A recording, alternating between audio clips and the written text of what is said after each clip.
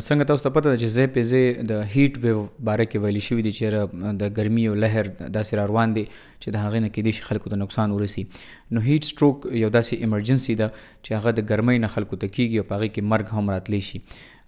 هیټ سټروک څه ته وایي؟ دا کومو خلکو ته په اسانه باندې کیږي که د ورځې په کم وخت یا ګنټو کې کیږي او دغسې د دې علامات څه دي معلومې څنګه کو او په هغه وخت کې په ایمرجنسي کې د هیټ سټروک څه علاج وکړو چې د مرګ نه پکې انسان بچ کړلی شي. نو دا ټولې خبرې در سره په دې ویډیو کې شریکوم. زما نوم ډاکټر شهریار خان دی، زه یو کنسلټنټ کارډیالوجسټ یم او زه اکثر په پښتو ژبه کې د خپل پښتنو دپاره د صحت متعلق د آګاهۍ په تور باندې څه ویډیوز جوړوم.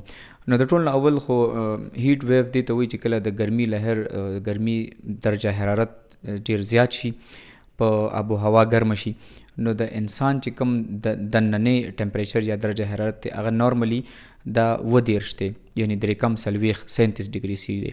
خو چې کله دا 40 ډګري سی ته ورسي نو بیا دغه ته موږ هیټ سټروک وایو. اوس هیټ سټروک کې څه کېږي؟ دا داسې یو علامت وي چې ستا د وجود ټول نظام پکې خراب شي. او په هیټ سټروک کې عموما چې کله د انسان د جسم درجه حرارت 40 ته ورسي نو په انسان کې الله تعالی خپل یو داسې طاقت ایښی دی چې هغه کو د وجود ګرمیږي نو هغه د وجود د یخېدو دپاره لکه هغه ته تنده فیل شي، هغه زر زر اوبه وڅکي، هغه وجود ډېره زیاته خوله شروع کړي. خوله چې کله زموږ نه کېږي او دا هوا سره دا اوبه د خولې په شکل کې اوچتېږي زموږ د جسم نه، نو لاندې زموږ جسم یخ پاتې کېږي. نو داسې د هغه ته شمیتیازې بندې شي چې هغه کې اوبه سټور پاتې شي. نو دا ټولې طریقې د هیټ سټروک په صورت کې چې کله دا درجه حرارت 40 ته ورسي دا ټولې طریقې کار پرېږدي. عموما په ګرمۍ کې چې انسان خوله کوي دا ښه خبره ده، خو هیټ سټروک چې چاته شوي نو هغه خوله بالکل بنده کړې وي او د هغه وجود تک سور شوی وي، سرمنې کریک شوي وي، د هغه مازغه سم کار نه کوي، کنفیوژن شکار وي، خبرې سمې نه کوي، کوي نو ماتې خبرې کوي یا الټه پلټه خبرې کوي، وجود یې رپېږي، د زړه درزا ورته محسوسېږي، ساه چې کوم دی په تیزه باندې اخلي او وجود یې د خولې په ځای هغه بالکل وچ کړس پروت وي خو ګرم وي او سور شوی وي. نو د کومو خلکو ته په اسانه باندې کېږي؟ زموږ په معاشره کې هغه خلک چې یو خو مشران دي، دویم چې ماشومان دي. دا دوه ایکسټریمز دي، لکه د عمر هغه حصه او بیا د عمر دا وړه حصه. ځکه چې دا دواړه په دې شیز باندې نه پوهېږي. ماشومان ټول ورځ په ګرمیانو کې لوبې کوي، د هغې پورې چې څو پرې پیسه چل نه وي شوی، هغوی ته دا نه محسوسېږي چې یاره ګینې ګرمي د کمیسونه ایستې وي او بس لګیا وي منډې ترړې وهي. دغسې مشران ورته کمزوري وي ډېر. بیا هغه مریضان چې کوم د شوګر بیماري وي ورته یا د بلډ پریشر دوی خوري یا د زړه بیماران وي، هغوی د زړه د پړسوب دپاره د تشو میتیازو دوايانې، د ګردو بیماران هم خوري چې د هغوی د وجود ډېرې تشې میتیازې د هغوی د وجود نه وځي. دې خلکو کې د اوبو کمی ډېر په اسانه باندې راځي او دا هیټ سټروک یعنې د دوی د چې کوم درجه حرارت دی د وجود دا ډېر په اسانه باندې اوچتېدی شي. نو دا خلک پکې هغه دي چې د دوی به موږ سپیشل خیال پکې ساتو. علامات مې درته وویل. اوس کو فرض که چاته دا تکلیف وشي نو موږ څه کولی شو په هغه وخت کې؟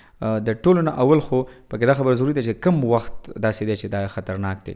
نو دا د سهار د 11 نه واخله د مازدیګر د 4 بجو پورې دا وخت ډېر خطرناک دی. په دې کې دې ټایم کې هیټ سټروک ډېر په اسانه باندې کېدلی شي. دویم خاص طور پر هغه خلک چې کم مزدور کار وي، په پټو کې کار کوي یا په بلډینګونو کې کار کوي یا د کنسټرکشن سره ریلیټډ کارونه وي چې هغه عموما په دې وخت کې کېږي. نو هغه مجبوري چې کوم دی هغوی به د دې هیټ سټروک نه د بچ کېدو خپل انتظامات کوي. نو څه کولی شو؟ د ټول اول خدا ده چې په سوري باندې کار وکړو.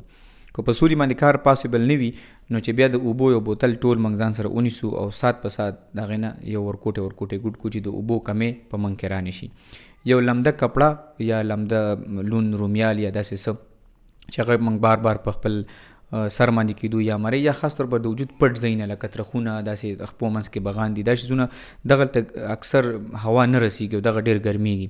دغه شیزونه بار لمدو، بار د لمبا کولو کوشش کوو. هوا ته چې کم دی ودرېږو چې داسې ځای وي چې لږ پکې سوری وي، هوا پکې لګي.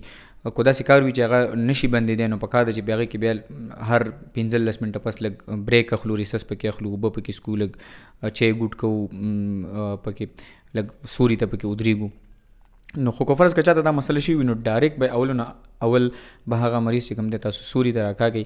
یو ضروري خبره رانه بیا هېرېږي چې کپړې په کار ده چې موږ نرمې د کاټن کپړې واچو او داسې کپړې وي چې په هغې کې کولاوي وي چې هوا پکې لګي. چې سوري ته راکاږو مریض ته کو فرض که وشي چې ډایرکټ سوري ته راکاږو کپړې ته ټولې لر کو چې کوم ځای نه موږ ښکاره کولی شو اوبه پرې وڅکو که اوبه فرض که څکلی شي که بېهوشه بیا به ورته اوبه په خوله کې یا پوزه باندې نه اړوئ او لمده کپړه باندې لون کو وجود زر تر زر بیا اسپتال ته ورسو هلته هم دا علاج وي چې اوبه ورته میلاو شي داسې مریض ته چې کله اوبه په وخت میلاو شي او ټمپریچر زر تر زره راکم کړلی شي نو دا واپس ټیک شي. خدای مکه که هیټ سټروک یو کس ته وشي او د هغه خیال ونه ساتلی شي په هغه وخت کې په ایمرجنسي بیس باندې مرګ هم کېدلی شي. یو ضروري پیغام چې دره نه بیا هېرېږي دا راته ځکه کوم چې زموږ د خیر کم خلک چې خیر غواړي دوی اکثر دا ماشومان او یا اکثر په خپله په دې غرض باندې نور ته ښکاره ناست وي په سړکونو باندې روډونو باندې اکثر په دې منځ کې په سپیډ بریکرز باندې ناست وي چې موږ باندې خلک زړه خفه شي او موږ ته پیسې راکړي. دغه خلک داسې وي چې دوی ته په خپل هم هیټ سټروک کېږي به خاص کر دوی چې کوم ماشومان راوستي وي نو هغه ماشومان ګوره هغوی ته خو هغه خو نه پوهېږي. داسې خلکو له یا خو پیسې ورکوئ موږ خو دا کولی شو چې پیسې ورکو ورته ووایو چې سایډ ته شه چې ته سوري ته کښېنه خو که دوی له ته پیسې ورکړي او ته یو نیمه ګنټه پس واپس په هغه ځای راشي دوی واپس هماغه ځای کې ناست وي ځکه دوی د خلکو همدردي حاصلول غواړي. د دې لپاره حکومتي داسې اقدامات پکار دي چې د خیرمار خاص طور پر د نور په دې 11 نه د 4 بجو چې د کم ټایم کې د هیټ سټروک کیږي چې په دې وختونو کې دوی د نور د ډایرکټ د دې ځای نه کم از کم سوري ته پوش کړي ځکه چې ما ته پته ده زموږ په ملک کې خو بیا داسې پرمننټ اقدامات نه کېدی شي نه خلک هغه شان کوپریشن کوي نه د حکومت د طرفه داسې څه دغه وي خو چې داسې څه طریقه وي چې دوی د هیټ سټروک نه بچ کړلی شي. یقین دی زما چې زما د ویډیو نه به تاسو څه زده کړي وي زما میسج کوشش وکړئ چې د خلکو سره شیر کړئ چې نور خلک ته هم فایده واخلي. ډېره مننه.